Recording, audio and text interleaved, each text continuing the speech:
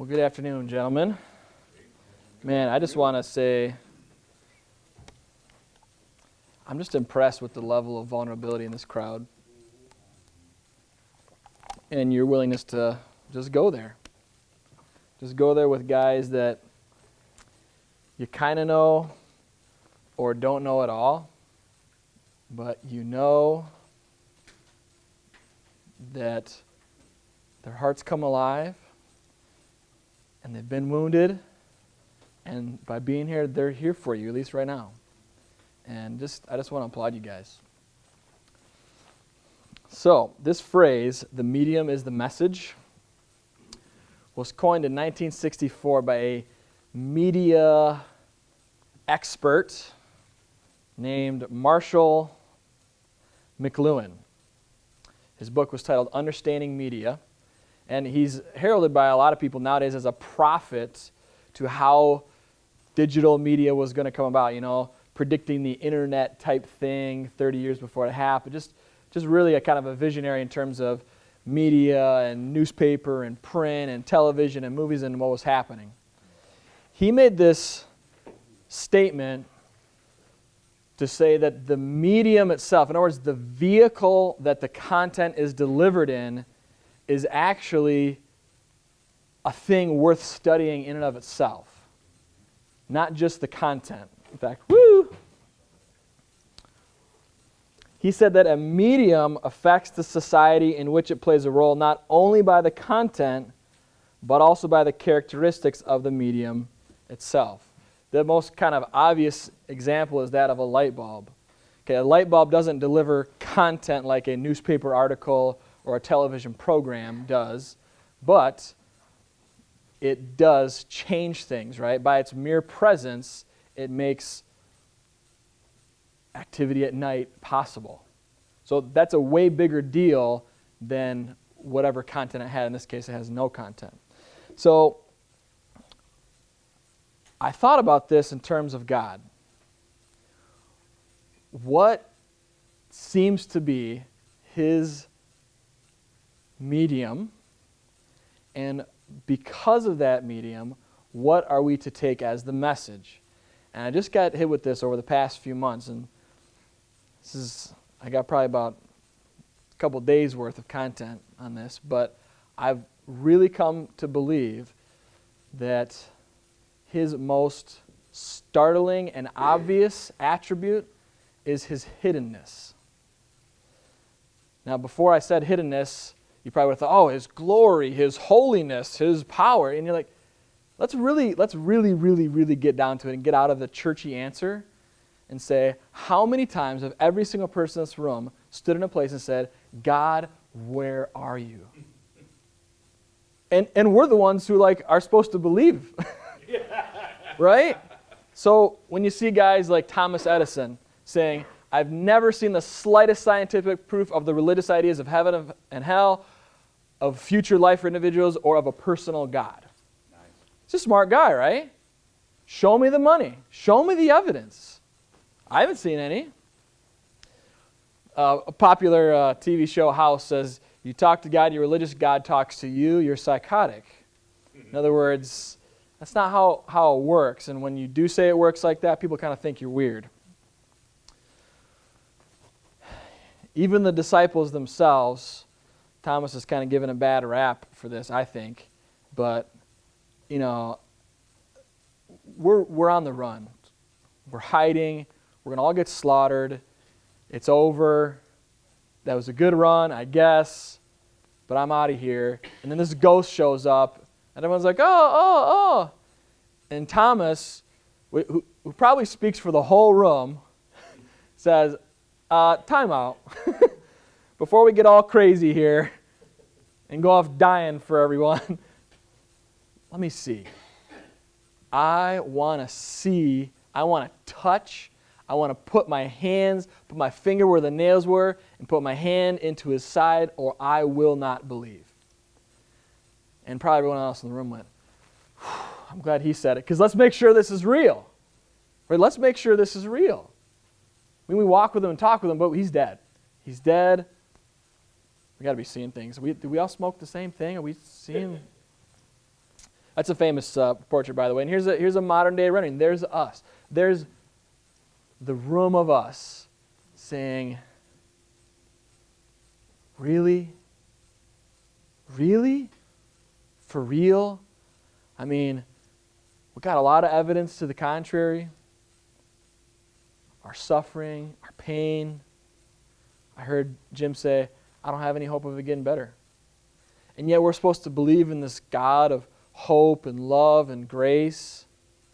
So if his medium is hiddenness, what is the message? What does he want to say to us, for us, about himself through his hiddenness?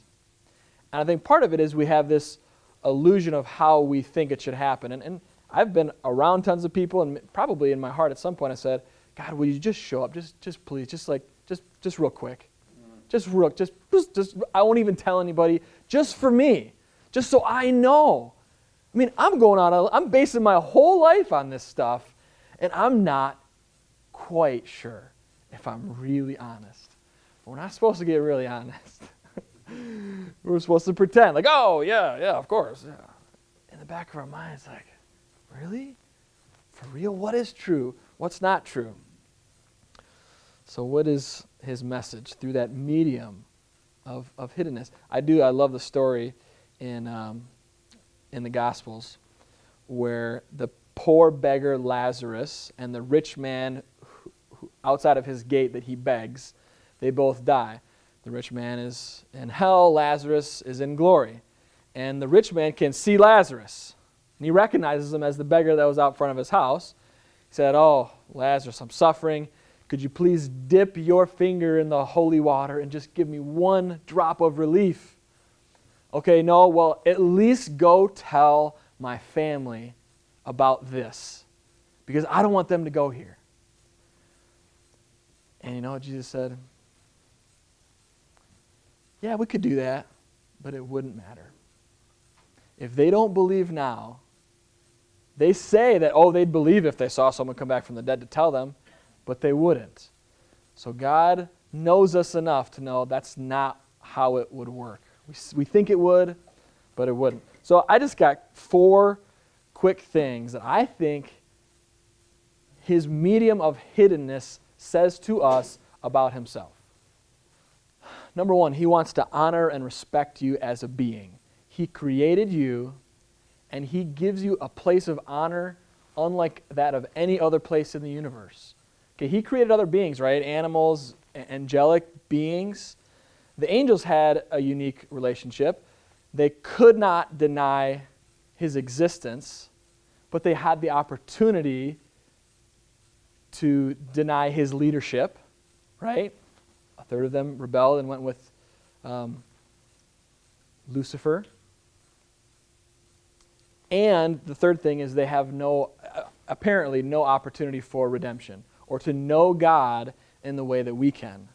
We have the opportunity to deny he exists, to accept or deny his leadership, and an opportunity to know him unlike any other being in the cosmos, to know him for his love and for his mercy and for his grace in a way that no one else has the opportunity to do that. And he respects us so much that he gives us that option. Isn't that not how you would do it if you were making stuff? Even with our own kids, right? We want them to just do what we tell them to do. Just think if you had the power to do it. Why wouldn't you? Well, we wouldn't really be respecting them and saying, you know, I honor you so much, I'm going to let you spit in my face. I want to give you the ability to do that. That says a lot to me. He wants to be found. He wants to be found by you. He wants to be found in nature. He wants to be found in the broken hearts of the people around you. He wants to be sought after, and he wants to be found by you. You know, what I find is that we want answers. Right? Some of you are here wanting answers. Why am I like this? How do I stop? How do I fix this? How do I get better? How do I change my circumstances? Or, okay, find my circumstances. How do I change myself within my circumstances? We want answers. But God seems to not really give us answers because he wants to give us himself and wants to be found by us and not have the answers found. He doesn't give us the answers because you know what we do with the answers? What do you do if you have the answer? You just fix it and move on. I'm not going to give the middle finger up there, but you know what I mean. Oh, thanks. I don't need you anymore. You know, we talked about the desperation and the unawareness of desperation that we have for God. In a Western society, we're so unaware of how desperate we are because of all the fixings and the trappings and the houses and the material ease. And what do most people do with that? Why do I need God? I'm fine. I'm all set. I'm not desperate, or at least I'm not aware of my desperation. He desperately wants to be found and sought out by you. This one, I think, to me, it makes the most sense. When I read the Danish philosopher Søren Kierkegaard, just a short story about a king and a maiden. I'm going to read a short part of it, but it's basically a metaphor for God's relationship with us. And man, I tell you what, when I read through that, the English translation of it, by the way, I just said, that makes so much sense to me. That makes so much sense to me. Mighty king, mighty, powerful, all the rulers of the world bow down to him. He's the mightiest. And traveling through the village one day, he spots a maiden, a fair maiden, poor peasant, and his heart is smitten, and he wants to love on her. And he thinks about the ways to do that. How could I do that? I could just get out of the carriage and say, come with me. And she would. She would. She'd be honored. Her family would be excited, but he would never know if she really loved him. He could come to her in the night without all the glory and the splendor and win her. But then when he got her back to the palace, he would never know if she's just staying with him because he's the king. He said, no, the only way to do this is to actually take off my royalty, give away my castle, and become a beggar and move in next door to her and try to win her heart. I'm going to read you a little paragraph from that short story. Perhaps utility could be brought about by God directly appearing to the disciple and receiving his unhindered worship. Because that's what would happen, right? He could do that. This would surely make the disciple forget about himself, much in the way the king could have appeared in all his glory to the humble maiden, making her forget herself and worshiping adoration. Alas, this might have satisfied the maiden, but not the king, who desires not his own exaltation, but hers. Nor would she understand him, and this would make the king's sorrow worse. Whew. God was fine in the universe without us, and he creates us, I believe, for the sole purpose of having the chance to let him love us. That's it. He created you because he wanted the chance to let you love him. And that's it. And again, to me, his hiddenness speaks of that. He wants to be found by you. He wants to win your heart in kind of a secret way where it's not all glory and glitz and you have no choice, because he could do that. He could do that. But the fact that he chooses not to says something to me. And last but certainly not least,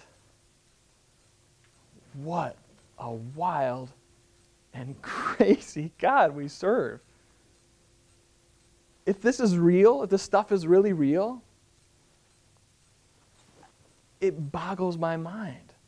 Again, to think of, again, and even as a parent, what if I could just snap my fingers and have them just kind of do some things I want them to do? Yet he gives us the ability to spit in his face, to deny he exists. Smart people come to that conclusion. So apparently it's not a slam dunk. And I think it's okay to say that. It's okay to say that. I mean, I preached to my buddies. I remember, being the jock and the guys on my football team and basketball team, and I always come to Romans 1. You don't need God to show up. Look, this is awesome. The whole world speaks to his splendor and his majesty and of his existence. So believe me, I've been there where, I see God. God speaks to me through movies and songs and through other people. But man, I got my doubts sometimes. And you know what? To me, his medium of hiddenness says that's okay. I'm big enough to handle your doubts. I'm big enough to handle you not being sure, and I want to be sought out. I want to be pursued. I want to be found by you in those questions. These guys coming after me are going to ask some questions, some tough questions, and I think we should have permission to ask tough questions. I guess the God I used to serve, I thought of a little bit like the Nazi Third Reich, who would come in and just through fear, intimidation, just do whatever they wanted to do, get whatever they wanted done. And yet, if you ask the Nazis what they learned in the concentration camps, the one thing you cannot force someone to do is love them. You can make them kill their family, eat their excrement, but you cannot make someone love you. I want the opportunity to let me love you. And that's it. To me, he mostly speaks through our hearts. He says he lives in our hearts, those quiet places. Guys, that's why we do Covenant of Silence. We say, the best place to find God is in the quiet of your heart, because that's where he lives. Don't be afraid of those questions. Go to your heart. Know your own heart so you can parse your motives. And when I think it's God, is that me? Why would that be me? Is that you? God, is that really you? It's not audible for me yet. I'm not quite holy enough yet. I'm sure that next year I'll hear from God directly. But for now, it's that dance of, was that you? Was that me? Why would it be me? Is that separating? I do that all the time. And then I say, hey, God told me blankety blank. But I really mean I kind of wrestled through something that was in my heart. Was it me? Was it not me? Was it him? And I think, again, the medium of his hiddenness says he wants that. He wants those questions. He wants to be found by you in your heart. So lean in close, guys. Lean in close. That's what he seems to be saying. I want to be found by you. But to do it, you got to lean in really, really close. Lean in really, really close. And he wants to be found by you. That's the message.